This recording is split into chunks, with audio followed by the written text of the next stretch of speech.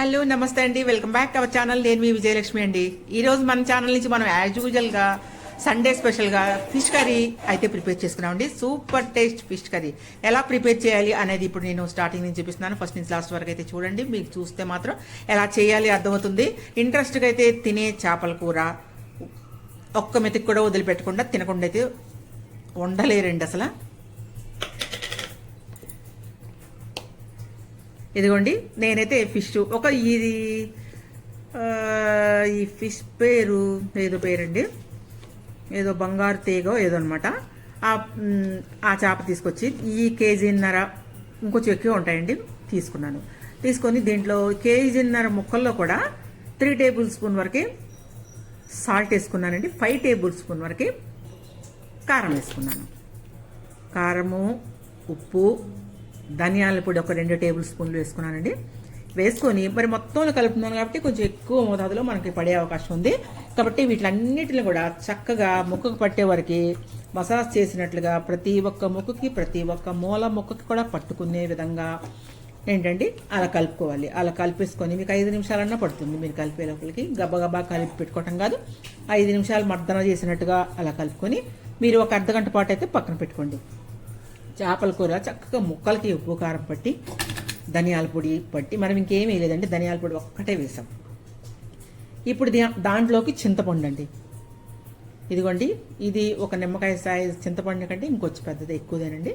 ఎక్కువ సైజు నిమ్మకాయ కంటే ఎక్కువ పెద్ద సైజు తీసుకొని దాన్ని శుభ్రంగా కడిగి నానబెట్టుకున్నాను అనమాట. ఇప్పుడైతే మనం వంటగదిలోకి వచ్చేసామండి. అర్ధగంట అయిపోయింది. మనం మ్యాగ్నేట్ చేసుకున్న ముక్కలు అర్ధగంట అయిపోయినాయండి. మీకు మరి అయితే ఇప్పుడు నేను చేపల కూర ప్రాసెస్ అయితే చేస్తానికి వంటగదిలోకి వచ్చేసాను. మరి మీకు చేసి చూపిస్తాను. మీరైతే ఫస్ట్ నుంచి లాస్ట్ వరకు చూడండి. ఇంకా అన్నిటికంటే ముఖ్యంగా ఎండలు మాత్రం అదిరిపోతున్నాయండి.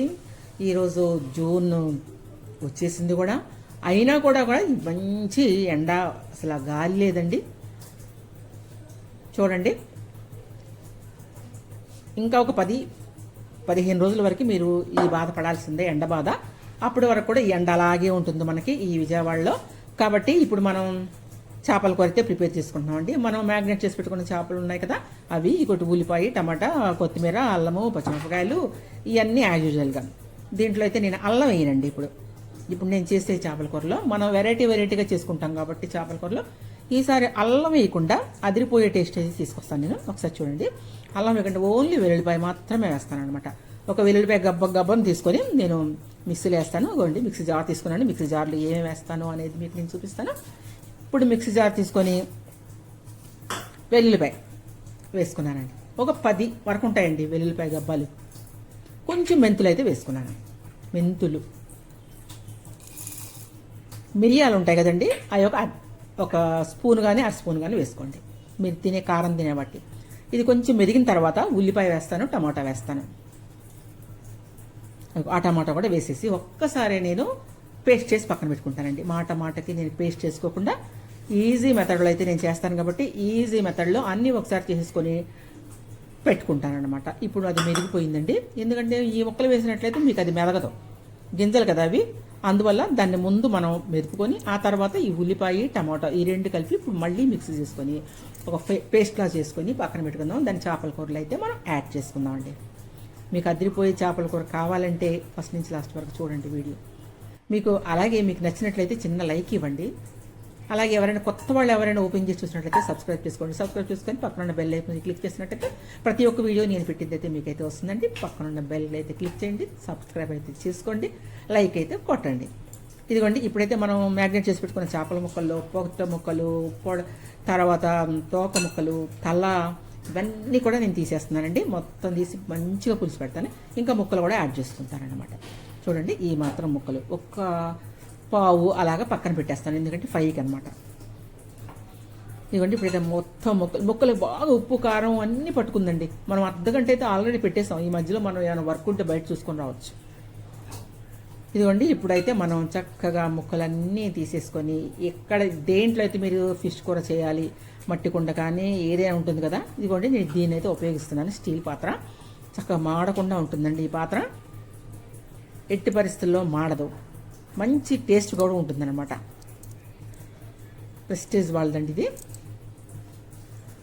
ఇదిగోండి, ఇప్పుడైతే మనం ముక్కలన్నీ తీసుకున్నాం కదా, ఇంకా దీంట్లో మనం ఏ ఇంగ్రీడియంట్స్ యాడ్ చేస్తామో అనేది అయితే మీకు నేను చెప్తాను. ఇప్పుడు చూడండి, మీరు 1-2 సార్లు చూసినట్లయితే మీరు ఇంకా అలా మైండ్లో ఉండిపోతుందండి. మీరు అలాగే చేసేసుకుంటూ ఉంటారు. ఇప్పుడు మనం చేసి పెట్టుకున్న ఫైన్ పేస్ట్ ఉంది కదండి, టమోటాలు అవన్నీ, మిరియాలు అవన్నీ వేసేద్దాం. వెల్లుల్లిపాయ, దీంట్లో అల్లం వేయలేదండి, గుర్తుపెట్టుకోండి. ధనియాల పొడి వేసాము, తర్వాత ఈ పేస్ట్ వేసాము. ఇప్పుడు ఆయిల్ పోసుకుందామండి. నిజంగా మీరు నమ్మండి నమ్మకండి, అదిరిపోయే టేస్ట్ అయితే ఉంటుందండి. మీరు తప్పకుండా అయితే ట్రై చేయండి. ట్రై చేయి తగ్గ చేపల కూర ఇలా చేసుకున్నారంటే మీరు వారానికి 2 సార్లు ఏంటి 3 సార్లు ఏంటి తింటారు. దీంట్లో ఉన్న బెనిఫిట్స్ అయితే చాలా చాలా ఉన్నాయి. ఆయిల్ అయితే నేను ఈ విధంగా ఒక 4 టేబుల్ స్పూన్ 5 టేబుల్ స్పూన్ వరకు అయితే ఆయిల్ వేస్తున్నానండి. చేపల కూరలో కొంచెం ఆయిల్ ఎక్కువ అయితే బాగుంటుందండి, లేకపోతే అంత బాగదు. కాబట్టి నేను ఒక 5 టేబుల్ స్పూన్ వరకు కదా ఆయిల్ అయితే వేసేసుకున్నాను.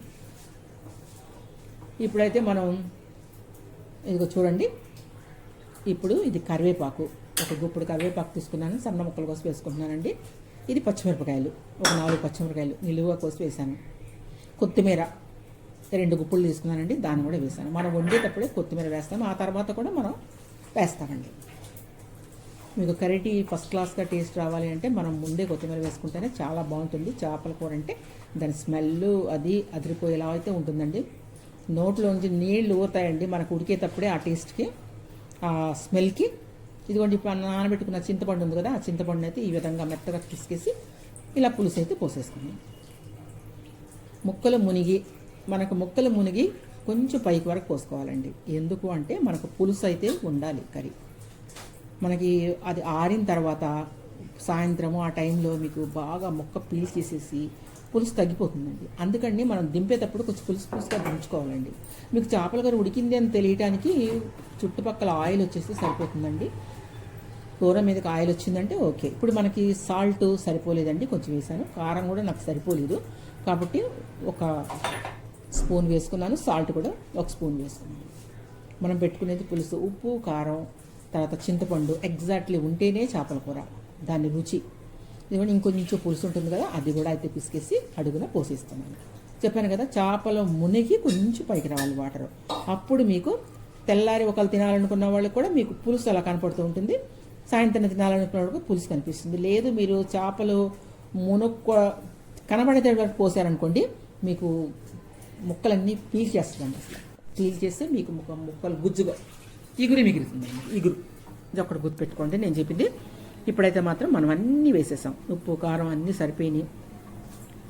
ఇప్పుడు దీంట్లో కొంచెం ఉడికిన తర్వాత ధనియాల పొడి వేయాలి. ఒక్క ఉడికి ఉడకాలండి. ధనియాల పొడి వేయాలంటే ఒక్క ఉడికిన తర్వాత ధనియాల పొడి వేసుకుంటే బాగుంటుంది. ఇదిగోండి, ఇప్పుడైతే నేను హై ఫ్లేమ్ మీద పెట్టేస్తున్నాను. 5 మినిట్స్ ఉంచుతానండి హై ఫ్లేమ్ మీద మీకు. ఇదిగోండి, ఇప్పుడు నేను ధనియాల పొడి వేస్తాను. ఇంకా 5 నిమిషాలు అవ్వలేదండి.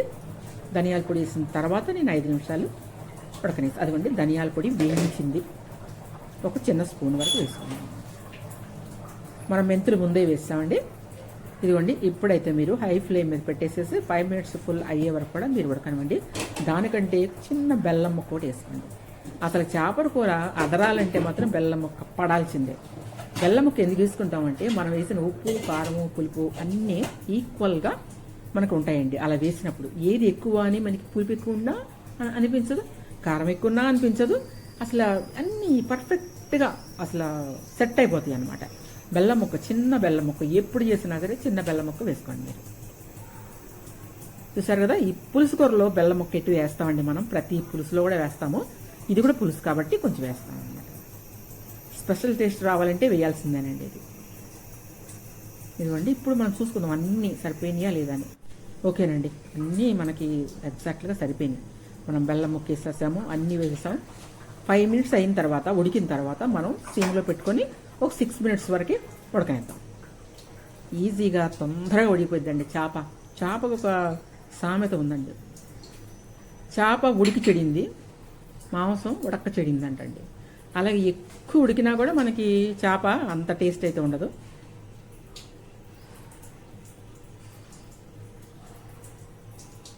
అయిపోయిందండి, చూసుకోండి ఒక్కసారి పైకి మైకి అది తేలినట్టుగా మీకు ఆయిల్ కనిపిస్తూ ఉంటుంది. మీకు ఎగ్జాక్ట్లీ అప్పుడు ఉడికిపోయినట్లు లెక్క మీకు.